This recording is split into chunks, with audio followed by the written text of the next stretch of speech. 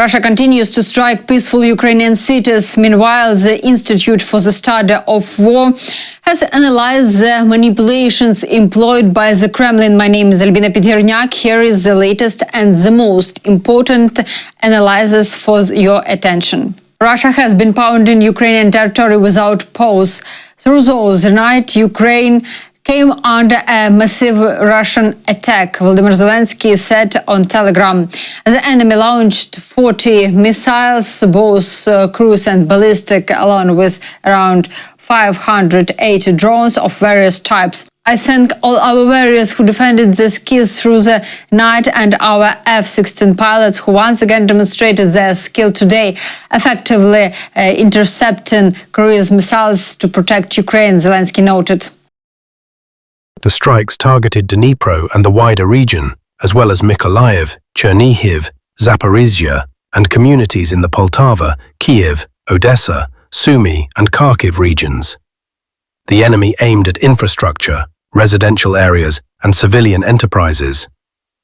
In Dnipro, a missile carrying cluster munitions scored a direct hit on a residential high-rise. So far, dozens of people have been reported injured, and 3 lives have tragically been lost. My deepest condolences go to their families and loved ones. Each such strike is not a military necessity, but part of Russia's deliberate strategy to terrorize civilians and destroy our infrastructure. That is why a strong international response is essential. Ukraine has proven that it can defend itself and Europe, but to ensure a reliable shield, we must act together. Strengthen air defenses, expand weapons supplies, and broaden sanctions against Russia's war machine and the sectors that finance it. Every restriction on Russia means lives saved. I am grateful to everyone who helps and stands with us. We have a video footage of the strike on Dnipro as well as aftermath that rescue teams have already managed to clear.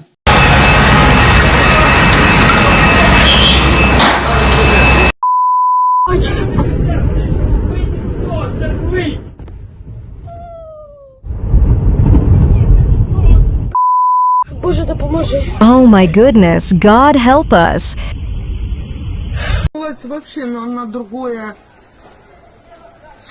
I wish you all would die. There are people there. We need to save them. Look, it's overturned.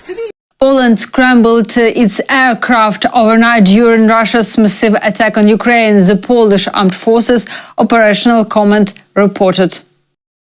Due to the activity of Russia's long-range aviation striking Ukrainian territory, Polish and Allied aircraft began operating in our airspace. Ground-based air defense and radar reconnaissance systems that had been activated have since returned to standard operations. Our actions were preventive in nature, aimed at ensuring the security of airspace in areas adjacent to the zone of threat. So far, the only sanctions that truly work are the strikes on the oil refineries. Ukrainian drones have hit the Novokuybishevsk and Saratov refineries. Let's take a look at the results.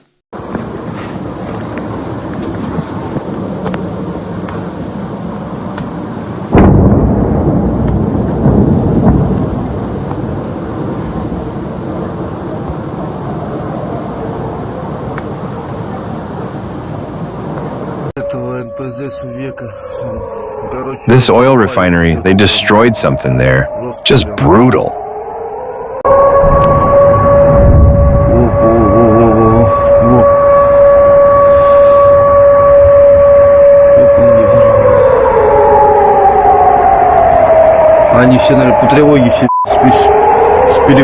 They must all be worried. They're scared.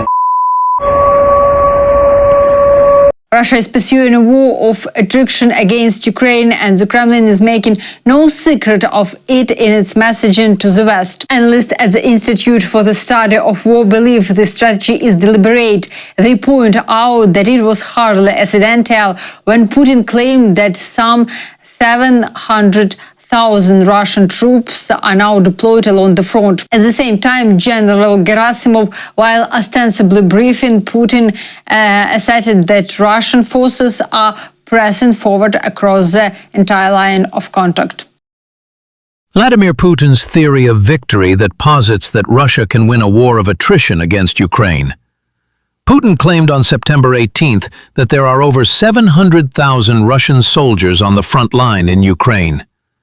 Russian Chief of the General Staff Army General Valery Gerasimov claimed on September 17th that Russian forces are advancing on practically all fronts in the war.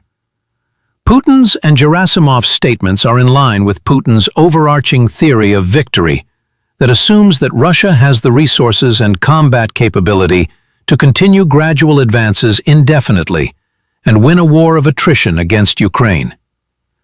Putin's theory of victory is predicated on the assumption that Russia will be able to outlast Western support for Ukraine and Ukraine's ability to resist Russian aggression. Putin has repeatedly indicated that he believes that Russian forces will be able to achieve his war goals on the battlefield, even if they are only making creeping advances, as Putin likely assesses that his troops will be able to leverage their manpower and materiel advantages to overwhelm Ukrainian forces. Putin's and Gerasimov's recent statements are part of wider Kremlin efforts to push Ukraine and the West to immediately acquiesce to Putin's maximalist demands out of fear that a Russian victory is inevitable and that Russian aggression will only increase in the future. The Kremlin is seeking to manipulate the administration of US President Donald Trump in order to normalize bilateral relations between Washington and Moscow without ending the war in Ukraine, a move that runs counter to Trump's stated timeline of pursuing US-Russia relations only after peace deal is reached. That is according to a new report by the Institute for the Study of War. The Kremlin is pressing Donald Trump to decouple the war in Ukraine from discussions on US-Russia relations, particularly in the economic sphere. Moscow appears intent on waging the war in Ukraine, while at the same time easing pressure on its economy from existing and potential sanctions, especially those targeting energy revenues that remain a key source of war financing. Putin's focus on military spending and the expansion of Russia's defense industrial base has taken a visible toll on civilian sectors of the economy. Russia's ability to sustain its war effort depends in part on oil exports, which account for a significant share of federal revenue.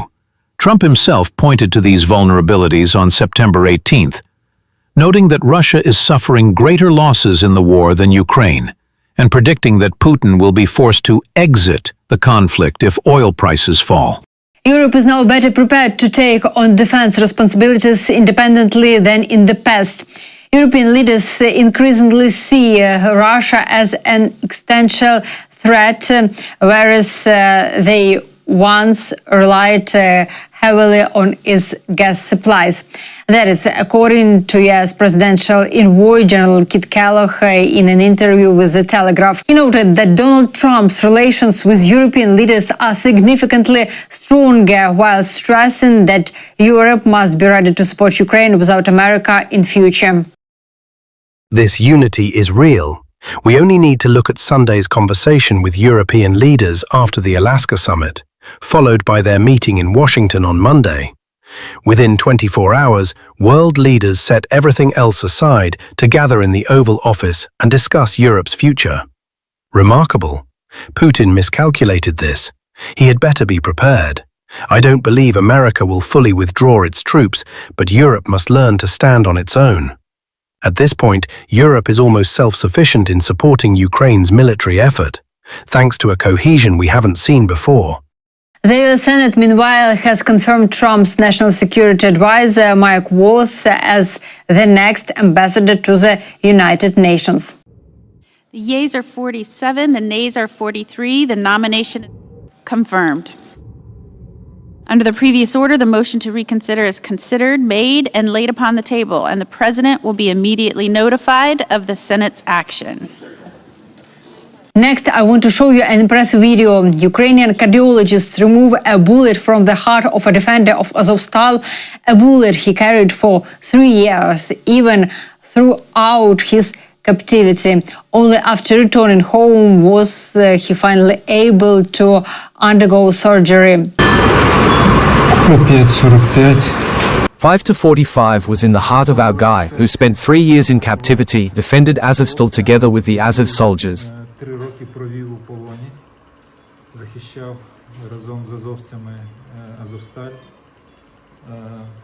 The wounded man was taken prisoner during the attack on Norilka. He was held captive by the Russians for 3 years, and 2 months ago he was exchanged.